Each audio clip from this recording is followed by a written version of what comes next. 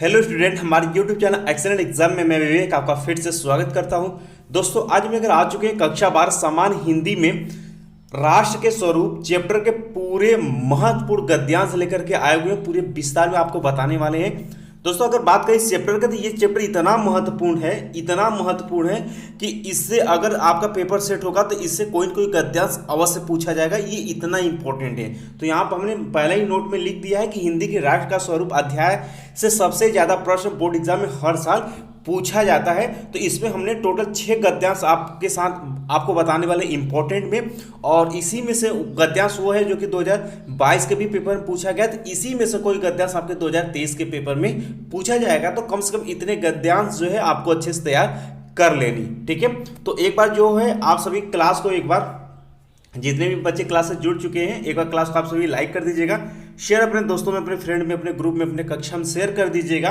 और जो हमारे पहले नए बच्चे चैनल से जुड़ चुके हैं, आप सभी का स्वागत है। और आप सभी चैनल को सब्सक्राइब करके घंटी को दबा करके ऑल पर क्लिक कर दीजिएगा, ताकि आने वाले समय की क्लास का इंपॉर्टेंट क्लास का नोटिफिकेशन आपको मिलती रहे। और साथ में दोस्तों आपको बताते चले कि इस क्लास को पढ़ाने के बाद इसका पीडीएफ हमने, जैसे कि पिछली क्लास का फिजिक्स का चैप्टर नंबर 1 जो हमने पढ़ाया था, तो उसका पीडीएफ जो हमने टेलीग्राम में शेयर कर दिया था, ठीक है। तो पीडीएफ पाने के लिए आपको सिंपल से काम करना है, टेलीग्राम को आप लोग फटाफट जा करके इंस्टॉल कर लीजिएगा। और दोस्तों, डिस्क्रिप्शन बॉक्स में टेलीग्राम का ये लिंक दिया गया है, आपको डायरेक्ट इस लिंक से जुड़ जाना है। और साथ में दोस्तों व्हाट्सएप ग्रुप दिया हुआ है, आप अपने अपने ग्रुप में, डिस्क्रिप्शन बॉक्स में दिया गया है व्हाट्सएप ग्रुप, तो वहां से भी आप लोग ज्वाइन हो जाइएगा, ठीक है, ताकि जो भी इंफॉर्मेशन, नोटिफिकेशन सब कुछ आपको यहाँ पर मिलती रहेगी, ठीक है। तो शुरू करते हैं दोस्तों आज का क्लास। और बहुत ही महत्वपूर्ण ये गद्यांश है, इतना गद्यांश सभी छात्रों को अच्छे से तैयार होना चाहिए।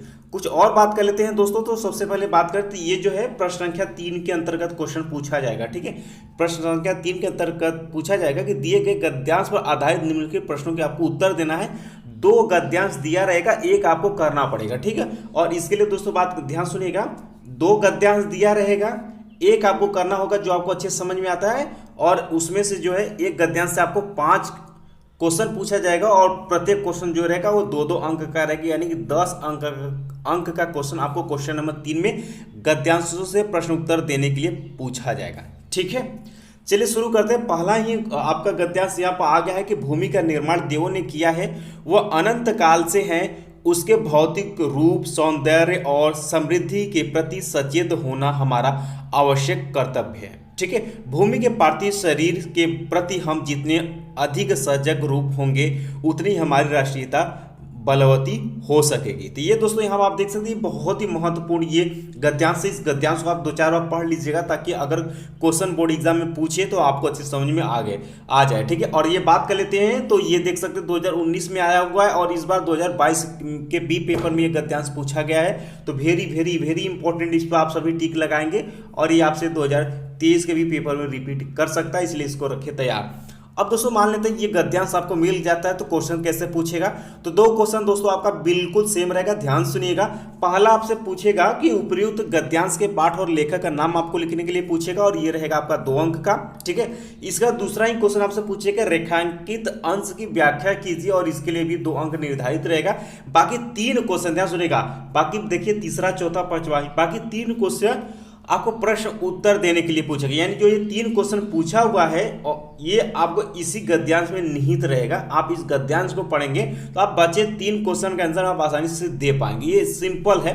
बाकी आने वाले समय में आप सभी कमेंट करेंगे तो हम गद्यांश में किस तरीके से उत्तर दिया जाता है, हम इस पर एक अलग से क्लास लेकर वीडियो बना करके आप सभी को समझा देंगे, ठीक है। चलिए, तो इसको आप लोग नोट कर लीजिएगा, और ये वेरी इंपॉर्टेंट में इसको टिक लगाइएगा, ठीक। और आंसर देख सकते हैं सब कुछ यहाँ पर। पाठ का नाम राष्ट्र का स्वरूप, लेखक का नाम डॉक्टर वासुदेव शरण अग्रवाल। अब दूसरे का आप हेडिंग इसी तरीके से डालेंगे कि रेखांकित अंश की व्याख्या, ठीक है। और जो है इसमें लिखा गया है उसका मत आपने भाव में प्रकट कर देना है। बाकी तीसरे चौथे का आपको आंसर यहाँ पर दे देना है, ठीक है। इसका जो क्वेश्चन नंबर दूसरा है, ये भी आपका वेरी इंपॉर्टेंट है। इसमें देखा 6 गद्यांश 6 महत्वपूर्ण है, वेरी इंपॉर्टेंट है। इसमें कोई भी गद्यांश आपसे बोर्ड एग्जाम में पूछा जा सकता है, इसलिए किसी भी गद्यांश को आपको छोड़ना नहीं है। अब अगला कहता है कि धरती माता की कोख में जो अमूल निधियां भरी हैं, जिनके कारण वह वसुंधरा कहलाती है, उससे कौन परिचित न होना चाहेगा। लाखों करोड़ों वर्षों से अनेक प्रकार की धातुओं को पृथ्वी के गर्भ में पोषण मिला है। दिन रात बहने वाली नदियों ने पहाड़ों को पीस पीस कर अगणित प्रकार की मिट्टियों से पृथ्वी की देह को सजाया। तो यहाँ पर देख सकते हैं ये जो यहाँ से जो अंडरलाइन किया गया यही है रेखांकित अंश की व्याख्या करने के लिए आपसे पूछेगा। तो यहाँ से यहाँ तक का आपको व्याख्या यहाँ पर करना होगा। बाकी वहीं ऊपरी गद्यांश का लेखक और पाठ का नाम, बाकी 3 क्वेश्चन इससे और पूछेगा। लेकिन ध्यान सुनिएगा, इस गद्यांश में यानी कि ये क्वेश्चन हमने जो सेलेक्ट किया हो टोटल आपको 5 ही क्वेश्चन मिलेंगे। लेकिन इस गद्यांश में ज़्यादा से ज़्यादा क्वेश्चन पूछा गया इसलिए ताकि आप उसको पढ़ें और आपको चीज़ें समझ में आए। इसमें से कोई भी क्वेश्चन जो है आपसे घुमा फिरा कर पूछ सकता है, ऐसा नहीं कि बिल्कुल सेम ही पूछे, ठीक है। तो इसलिए इसमें ज़्यादा से ज़्यादा क्वेश्चन आपसे पूछा गया। लेकिन बोर्ड एग्जाम पेपर में कितना पूछा जाएगा? 5 क्वेश्चन पूछा जाएगा, ध्यान में रखिएगा, ठीक है। इसके बाद दोस्तों तीसरे वाले गद्यांश की तरफ बढ़ते हैं। कहाँ गया भाई तीसरा गद्यांश? यहाँ, ठीक है। बाकी तीसरे गद्यांश की तरफ बढ़ते हैं कि माता अपने सब पुत्रों को समान भाव से चाहती, इसी प्रकार पृथ्वी पर बसने वाले जन बराबर हैं, उनमें ऊंच और नीच का भाव नहीं है। जो मातृभूमि के उदय के साथ जुड़ा है वह समान अधिकार का भागी है। पृथ्वी पर निवास करने वाले जनों का विस्तार अनंत है, ठीक है। अब ये देखिए गद्यांश, ये भी आपका वेरी इंपॉर्टेंट है और इसको पहचानने का सिंपल सा तरीका है कि जब राष्ट्र के स्वरूप से आपसे गद्यांश पूछेगा तो उसमें पृथ्वी से रिलेटेड इसमें कुछ ना कुछ कहा जाएगा। जैसे मातृभूमि आ गया, पृथ्वी आ गया, तो ये सब आपको पृथ्वी से रिलेटेड या भूमि से रिलेटेड, मातृभूमि से रिलेटेड इसमें कहा जाएगा। और इस तरीके से भी आप जो है पहचान सकते हैं कि ये चैप्टर जो है राष्ट्र के स्वरूप से लिया गया है, ठीक है। बाकी वही क्वेश्चन सेम रहेगा, इसमें आपसे 9 क्वेश्चन पूछा गया है। अब इसको अच्छे से पढ़कर तैयार रखिएगा। इसके बाद दोस्तों बात कर लेते हैं चौथा गद्यांश है जो कि आपका वेरी इंपॉर्टेंट, ये भी आप देख सकते हैं 2015, 20 और 22 में भी ये आया हुआ है। ये आप वेरी वेरी वेरी इंपॉर्टेंट, इसको भी टिक लगाएंगे। हमने अभी जस्ट आपको बता दिया है कि इस चैप्टर का सभी गद्यांश 6 हमने आपको बताने वाले हैं। 6 इतना इंपॉर्टेंट है कि कोई ना कोई गद्यांश आपके बोर्ड एग्जाम 2023 में जरूर दिखेंगे। तो इस चैप्टर को बिल्कुल आप सभी को छोड़ना नहीं है, ठीक है।